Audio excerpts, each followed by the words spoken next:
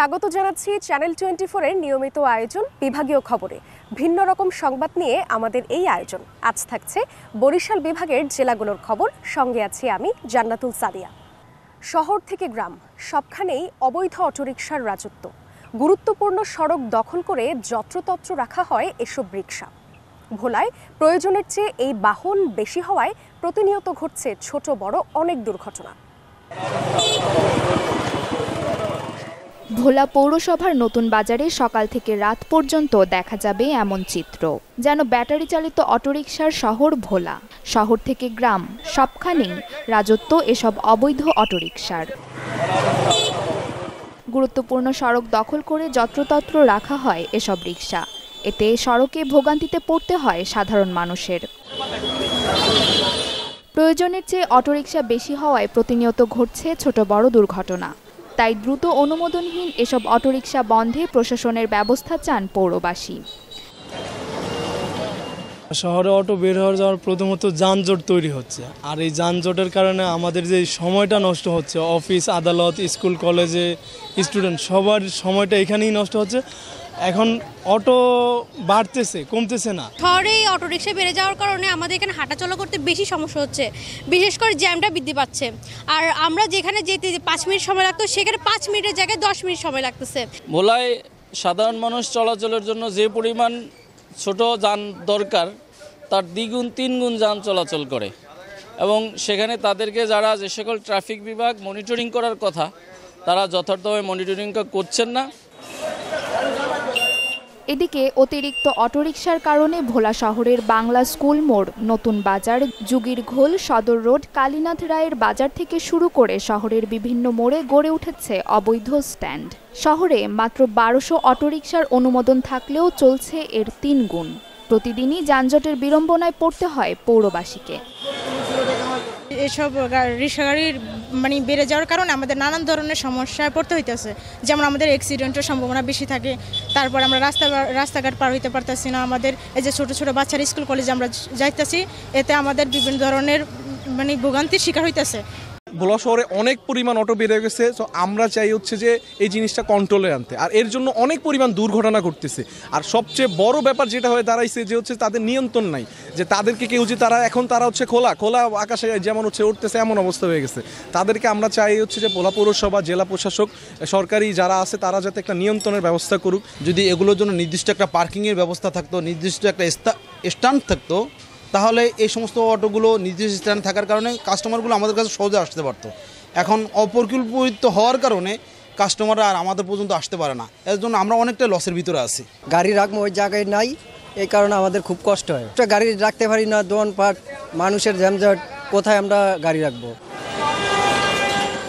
Traffic বিভাগ বলছে যানজট নিরসন ও অবৈধ যানবাহনের বিরুদ্ধে ব্যবস্থা নেওয়া হচ্ছে, আর জায়গার অভাবে পার্কিং ব্যবস্থা করা যাচ্ছে না বলে জানায় পৌরসভা কর্তৃপক্ষ। যানজট নিরসনের কল্পে আমরা যেগুলা আইন মানছে না, যেগুলা লাইসেন্স না, এগুলা মাননীয় পুলিশ সুপার মহোদয়ের নির্দেশনায় আমরা আটক করছি এবং আইনগত ব্যবস্থা নিচ্ছি। সমস্ত গাড়িগুলোর চাপ কিন্তু রাস্তার উপর এসে পড়ছে। এখন পৌরসভার এমন কোনো জায়গা নেই সেখানে যে স্ট্যান্ড নির্মাণ করবে, এরকম জায়গা আমাদের নেই। যদি জেলা প্রশাসন কোনো খাট জমি বা অন্য কোনো জমি থাকে সেক্ষেত্রে পৌরসভাকে দেয়, তার নতুন করে স্ট্যান্ড নির্মাণ করা সম্ভব। শহরের যানজট নিরসন ও জনদুর্ভোগ লাঘবে প্রশাসন দ্রুত ব্যবস্থা গ্রহণ করবে বলে আশা পৌরবাসীর। Desk report, channel 24।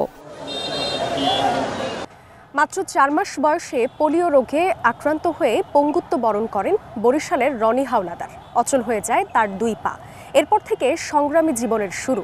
মানুষের দ্বারে দ্বারে ঘুরে হয়েছেন স্বাবলম্বী। স্বাভাবিকভাবে চলাচল করতে না পারায় নিজেই তৈরি করেছেন ভিন্নধর্মী মোটর চালিত এক যান।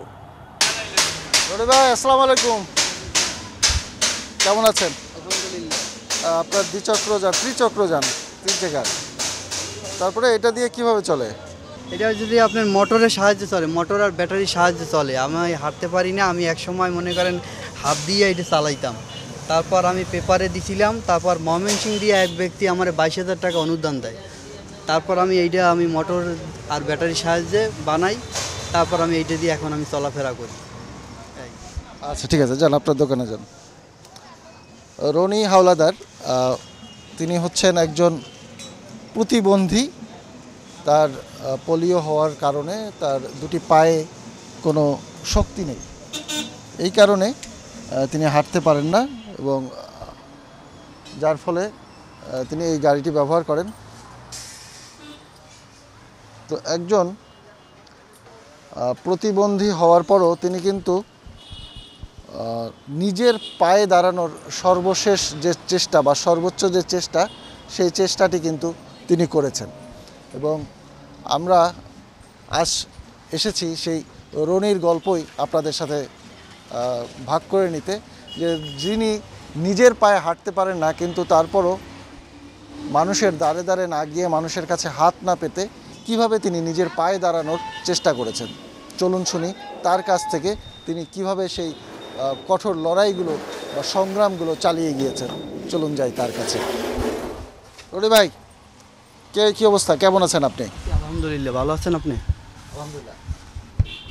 রনি ভাই, আমরা তো দেখছি যে আপনি পা দিয়ে কেমন করে যেন হাঁটছেন, সুস্থভাবে স্বাভাবিকভাবে আমরা যেভাবে হাঁটি সেইভাবে হাঁটতে পারেন না। তো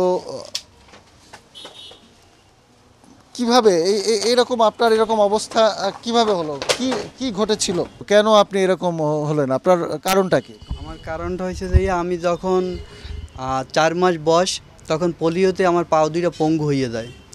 তখন থেকে আমি আর হাঁটতে পারি না। পাও দুইটা আমার ঠিকই আছে, কিন্তু আমি পাও দিয়ে খাড়াইতে পারি না, আপনাদের না স্বাভাবিকভাবে চলাফেরা করতে পারি না। আমি ওই গাড়িটা দিয়ে আমি চলাফেরা করি। আর এই যে 4 মাস বয়সে আপনার পা দুটো পোলিওর কারণে পা প্রতিবন্ধী হয়ে যায়, তারপরে আপনি বেড়ে উঠলেন কিভাবে? আপনার বাবা মা আপনাকে কিভাবে দেখলো? আপনার সংসারে তারা আপনাকে কিভাবে হেল্প করলো? ছোট থেকে তাহলে কিভাবে বড় হলেন, পড়াশোনা কিভাবে করলেন? আমার বাবা মা যখন 3-4 বছর বয়স আমার, তখন তারা ডিভোর্স হয়ে যায়। তারা অন্যভাবে তাদের সংসার তারা গড়িয়ে নেয়। কিন্তু আমি আমার নানুর কাছে বড় হই। আমার নানু লালন পালন করে।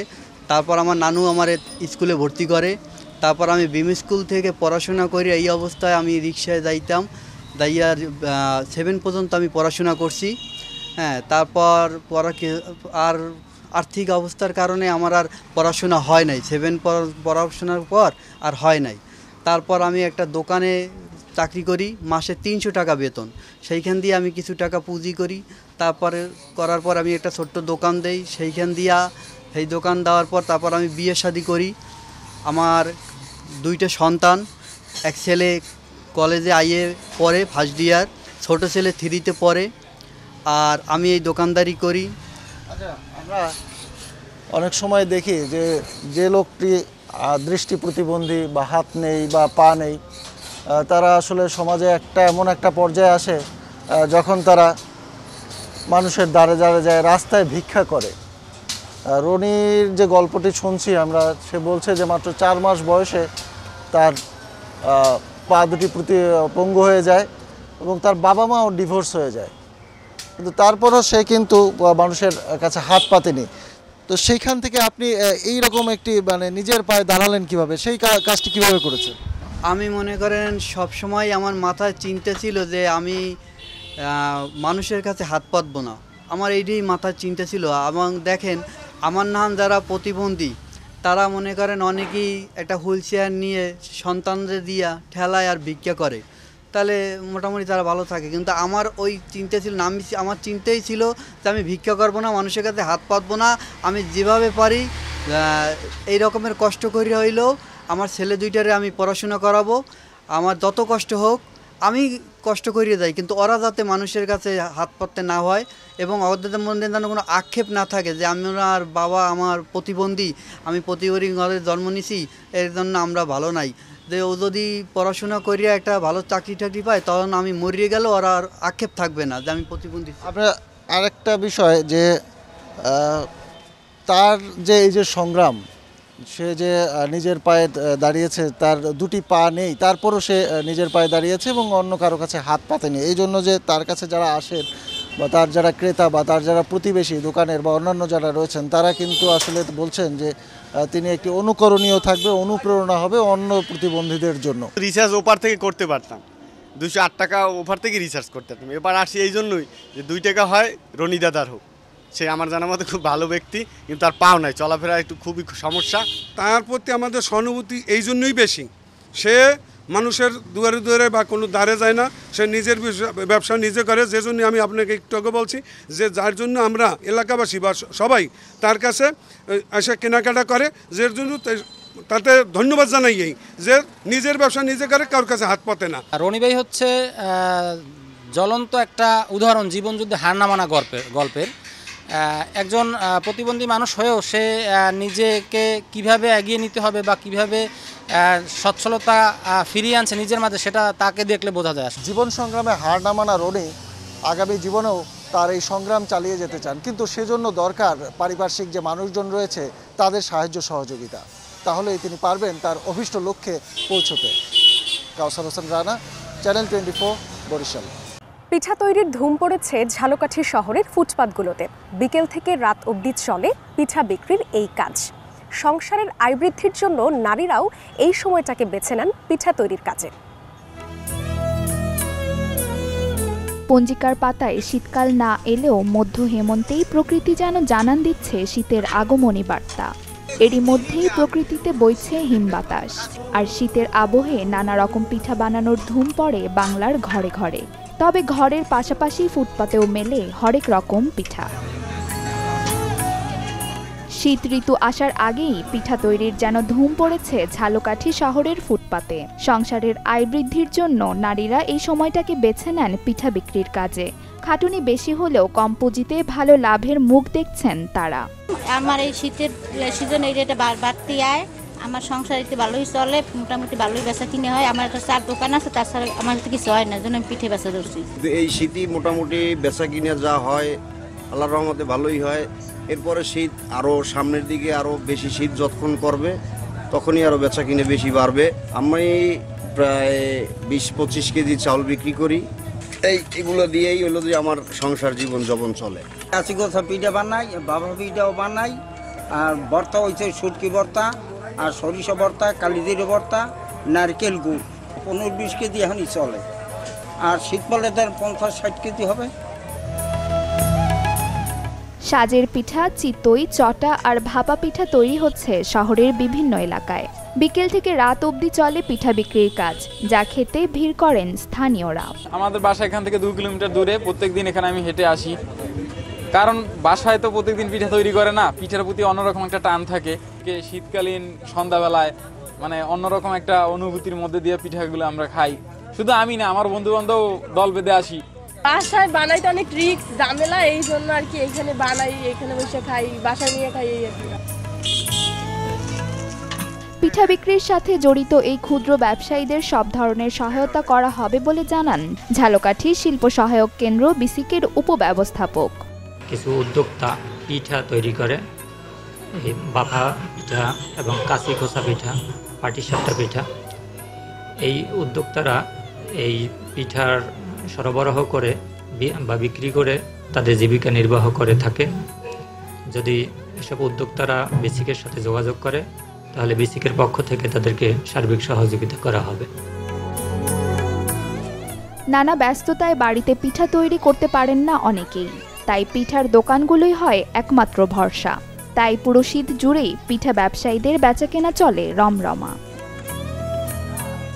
Desk report, channel 24। একে তো উৎপাদন খরচ কম, তার উপর নেই রোগবালাইয়ের শঙ্কা।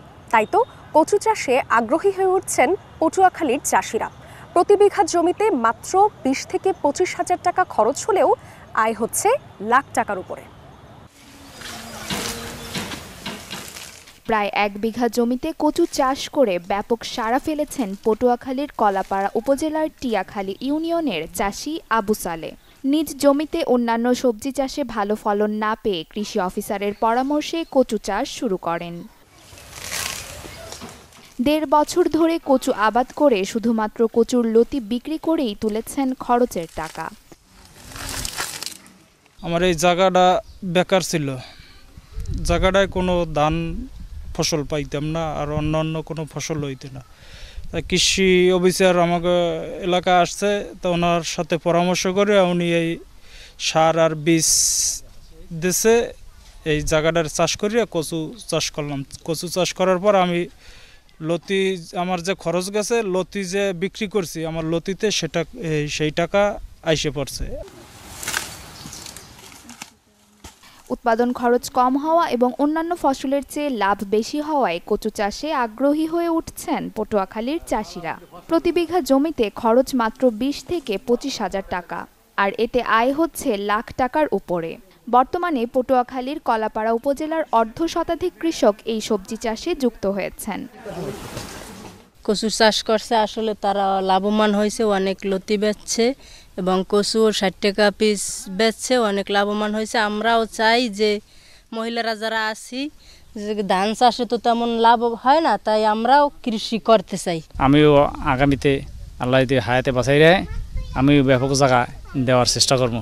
চাষ শুরু করছি, এই যে কৃষির কর্মকর্তারা আসতো, ওই বাড়ির আশেপাশে যারা কৃষি দিত ওই জায়গায় আসতে, তারপর ওই দেখে শুনতাম, বুঝতাম যে আসলে এই কৃষিতে লাভবান আছে। এই জন্য এই কচুর এইটা নিছি, প্রোগ্রামটা নিছি। বছরের যে কোনো সময়ে চাষ করা যায়, আর রোগবালাই কম ও কীটনাশক ছাড়াই জৈব সার দিয়ে আবাদ করা যায় কচু, যার ফলে পতিত জমিতে চাষ করছেন প্রত্যন্ত অঞ্চলের কৃষকরা। কচুতে একমাত্র সার দিছি জৈব সার, আর হইলে ড্যাপ সার দিছি আর লাল সার দিছি, আর কোনো কিছু লাগে না কচুতে, ওষুধ লাগে না, কিছু না, আর একটু আগাছা পরিষ্কার করে দিছি, এই পরিশ্রম। আমি তার কাছ দিয়ে 60 টাকা দামের 70 টাকা দামেরও কচু কিনে খাইছি, অনেক স্বাদ লাগে। তা আমিও এই সামনে দেমো 5% জায়গা আছে, হ্যাঁ আমিও করছি যে হ্যাঁ দেমো দিয়ে আমরা সামনের দিকে লাভবান হইতে পারি কিনে। কৃষকদের কচু চাষে প্রশিক্ষণ সহ সব ধরনের সহযোগিতা করা হচ্ছে বলে জানান উপজেলা কৃষি কর্মকর্তা।